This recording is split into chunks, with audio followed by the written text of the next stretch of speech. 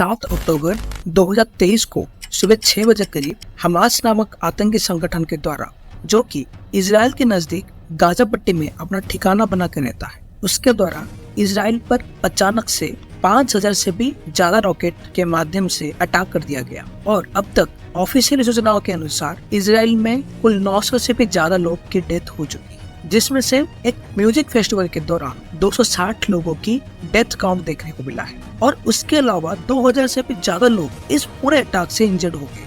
और दोस्तों, ये अटैक इजराइल के लिए बहुत ही भयानक है, क्योंकि इजराइल का पूरे पॉपुलेशन 1 करोड़ से भी कम है, जो कि है 98 लाख। इसलिए इजराइल अपने लोगों के लिए बहुत ही ज्यादा सेंसिटिव है, और इसीलिए वहाँ एक भी व्यक्ति सेना में ना हो, ये शायद ही होता होगा। तो अगर कोई देश अपने लोगों के लिए इतना इम्पोर्टेंस देता हो, इतना हिफाजत करता हो, और वहाँ इतना सारी डेथ देखने को मिला है, तो सोचिए वहाँ का सिचुएशन कैसा देखने को मिला होगा। और इसीलिए आज हम इस वीडियो से बात करने वाले हैं कि आखिर क्यों और किस लिए ये अटैक का कारण देखने को मिला।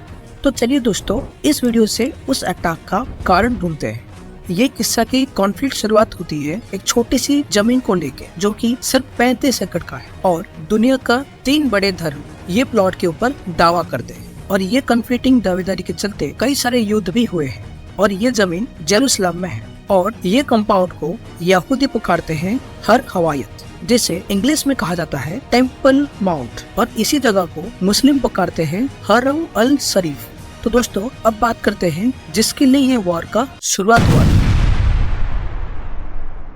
दोस्तों, इजराइल जेरूसलम को अपनी राजधानी बनाना चाहता था, क्योंकि यहाँ पर उनकी पवित्रम जगह था, जो कि है टेम्पल माउंट। लेकिन जेरूसलम और टेम्पल माउंट के ऊपर अधिकार पाना उसके लिए इतना इजी नहीं था, क्योंकि यहूदी की तरह मुसलमानों का भी यहाँ पर आस्था जुड़ी हुई थी। और वैसे भी मुसलमान पहले ही इजराइल का गठन जब हुआ था, तब वो लोग विरोध कर रहे थे, क्योंकि उनका मानना था कि उनके देश के अंदर एक और नया देश बनना उनको विरोध करने पर मजबूर कर दिया था।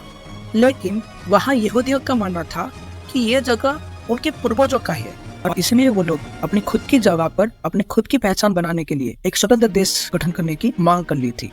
हालांकि ये यहूदियों के पक्ष में ही गया, और 1948 में वहाँ इजराइल देश का निर्माण हो गया। तो दोस्तों, ऐसे में अगर इजराइल को जेरूसलम और टेम्पल माउंट का कंट्रोल मिल जाता, तो वहाँ बहुत सारे भयानक खून खराबे होता, साथ ही ये मुसलमान के प्रति पक्षपात होता।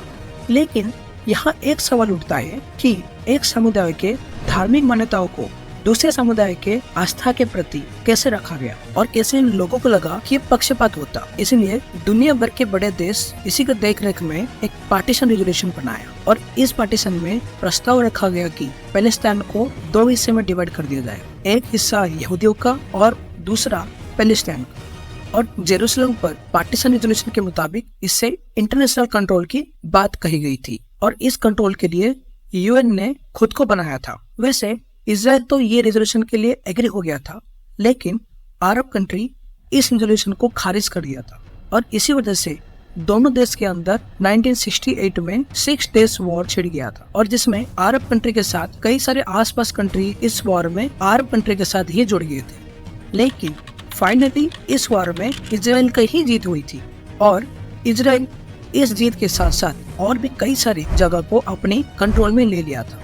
और इसी रीजन से टेम्पल माउंट के कंट्रोल पर भी बदलाव देखने को मिला था।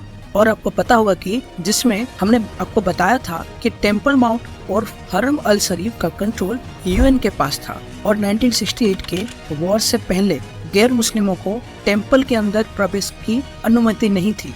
लेकिन इस वॉर के बाद इजराइल ने पैलेस्टाइन कई सारी जगह को अपने कब्जे में ले लिया था, जिसमें जेरूसलम भी थी, यानी कि टेम्पल माउंट भी था।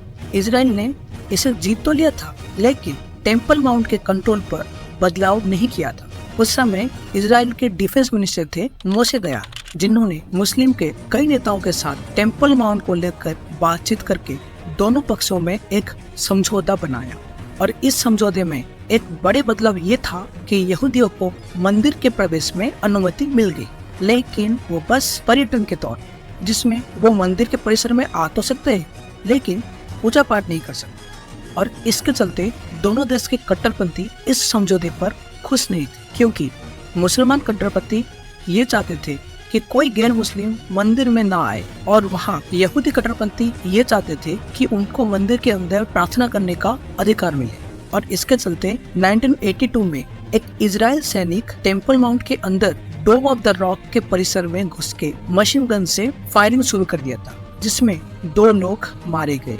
और इसी के कारण यहूदियों और मुसलमानों के बीच तनाव शुरू हो गया था। और 2014 में एक यहूदी कट्टरपंथी को एक फलस्तीनी ने फायरिंग करके मारने की कोशिश की, लेकिन वो इजराइल फोर्सेस के हाथ मारा गया।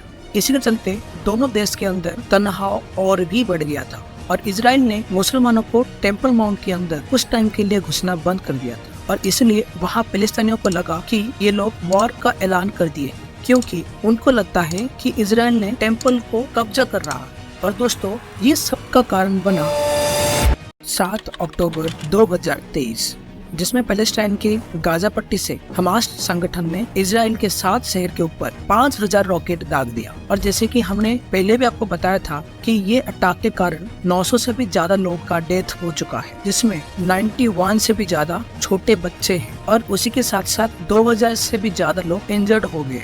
तो दोस्तों, इजराइल के प्राइम मिनिस्टर बेंजामिन नेतन्याहू ने कहा है कि we are at the war, और हम इस वॉर को जीत कर रहेंगे। तो दोस्तों, इसी के चलते इजराइल ने भी अपनी फाइटर विमान से गाजा पट्टी के ऊपर अटैक करना शुरू कर दिया है, क्योंकि सऊदी, ईरान और टर्की जैसे देश भी ये बोल चुके हैं कि ये सब इजराइल की ही गलती है। मतलब अटैक इजराइल पर ही हुआ है और इजराइल को ही दोषी मान रहे हैं। तो इसी के कारण दुनिया भर के देश भी इजराइल के साथ खड़े होने के लिए प्रस्ताव दे दिए। और दोस्तों, प्रधानमंत्री नरेंद्र मोदी जी ने ये कहा है कि इस मुश्किल घड़ी में इंडिया इजराइल के साथ है, और उन्होंने कहा है कि बेगुनाह पीड़ितों के साथ उनके संवेदना है, और इजराइल पर ये आतंकी हमले से वो स्तब्ध है।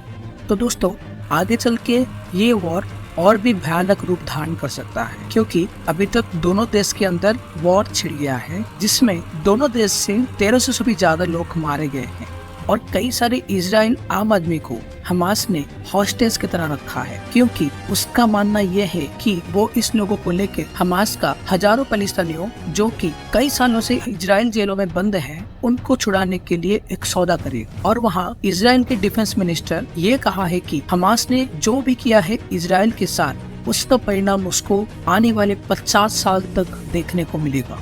तो दोस्तों, बाकी रहा आगे चल के इस वॉर का परिणाम क्या होगा, वो तो हमें आने वाले वक्त में पता चले, और आगे भी हम इसके ऊपर और भी अपडेट आपको देने की कोशिश करेंगे।